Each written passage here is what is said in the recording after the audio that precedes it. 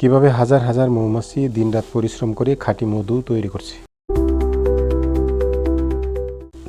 যেখানে আধুনিক পদ্ধতিতে কৃত্রিমভাবে মধু চাষ করা হচ্ছে। আজকের ব্লগে আমরা চলে এসেছি ঝিনাইগাতীর এক দারুণ ব্যতিক্রমী জায়গা। আসসালামু আলাইকুম। আজকে আমরা চলে এসেছি ঝিনাইগাতীর এক ব্যতিক্রমী উদ্যোগ দেখতে। কৃত্রিমভাবে মধু চাষ বা আধুনিক মৌ চাষ।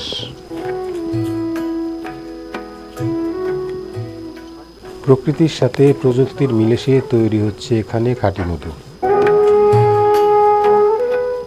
আর বদলে যাচ্ছে এখানে অনেক মানুষের জীবিকা। সকালের নরম রোদে আর চারপাশের সবুজ পরিবেশের মাঝে সারি সারি মৌচাক দেখে সত্যি মনটা ভরে যায়। এই মৌ বক্সগুলোর ভিতরে হাজার হাজার মৌমাছি দিনরাত পরিশ্রম করে ফুল থেকে মধু সংগ্রহ করছে। আগে গ্রামাঞ্চলে প্রাকৃতিকভাবে মধু সংগ্রহ করা হলেও এখন আধুনিক পদ্ধতিতে নিয়ন্ত্রিতভাবে মধু চাষ করা হচ্ছে। এখানকার খামারিরা জানান, মৌমাছির জন্য বিশেষ বক্স তৈরি করা হয়, যেখানে মৌমাছি নিরাপদ থাকবে এবং দ্রুত মধু উৎপাদন করতে সক্ষম হবে। ফুলের মৌসুমে এসব বক্স সরিষা ক্ষেতে, লিচু বাগান কিংবা বিভিন্ন ফুলের বাগানে রাখা হয়, যাতে মৌমাছি সহজে ফুল থেকে মধু সংগ্রহ করতে পারে।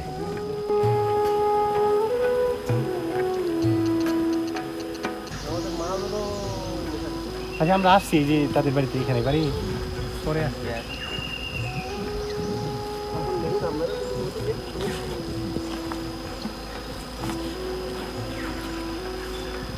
প্রতিদিন কি উঠান না কিনা? না, 10-15 দিন পর। সবচেয়ে মজার বিষয় হলো, এই মধু সংগ্রহের পুরো প্রক্রিয়াটি নিয়মতান্ত্রিক।